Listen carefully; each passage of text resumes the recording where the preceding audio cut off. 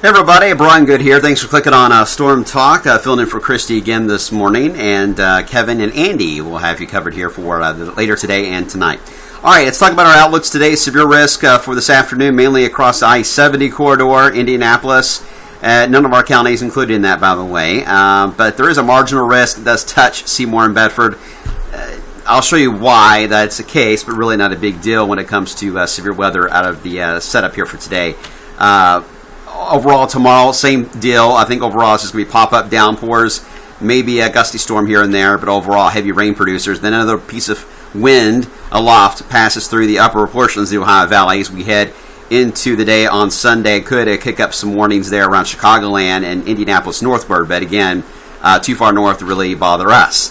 So, let's talk about what we're looking at first off for the afternoon, and then we'll discuss the weekend. As we head into this afternoon, we're already up to 82 degrees. Our dew point, though, is at 70, which is much higher than yesterday. So our heat index is about 86 here in town. So it is definitely a more humid morning already. And temperatures will continue to climb as we're still seeing a mainly sunny sky here on the visible satellite. Now, here's what I want to point out. And you're starting to see the signs of this right here. See this patch of clouds? This is where we're seeing some moisture convergence developing here in the latest analysis from SPC.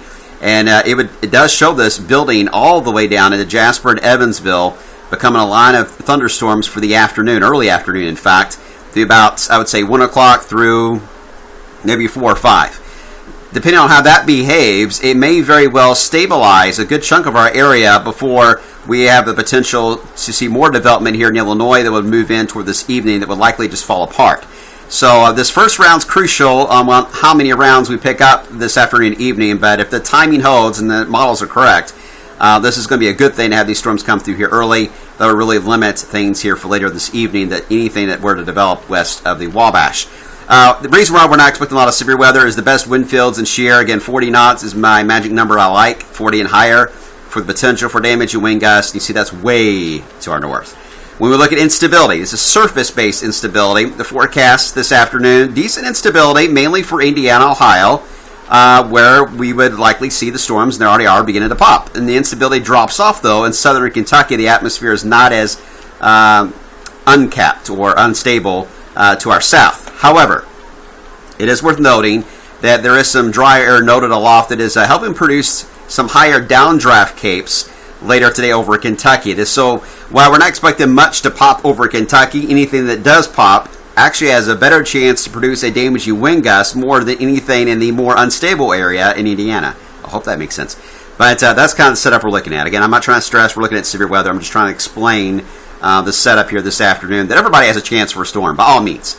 But more coverage of storms is likely closer to the front where the higher instability is, spotty to the south, and that's kind of the main theme I want you guys to get from that. And when we look at moisture, this is the dew point map. I know it's hard to read. Louisville's right here. The dew points, the deeper moisture, certainly closer to the front, and again, very dry overall to our south, and that's going to really limit the coverage of storms today in a very, very spotty fashion. So let's look at the models. Here we go with the Triple R.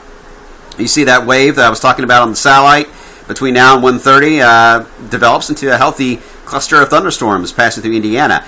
Could we see a severe thunderstorm warning out of one of these? Yes, that is certainly possible. I'm not going to say no because we're going to get quite warm and it is unstable. Again, the instability in the capes were high here. So yeah, you can get some damaging wind gusts and even some dime-sized hail. So a warning cannot be ruled out.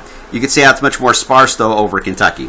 As when later on this afternoon, you see what happens. This first batch has a tendency to stabilize us enough that when the second batch tries to move through, it's not going to have as much ability to really impact this. So there's a little bit of a generation that tries to read up around midnight tonight as the front is sagging to our south from the north at that point.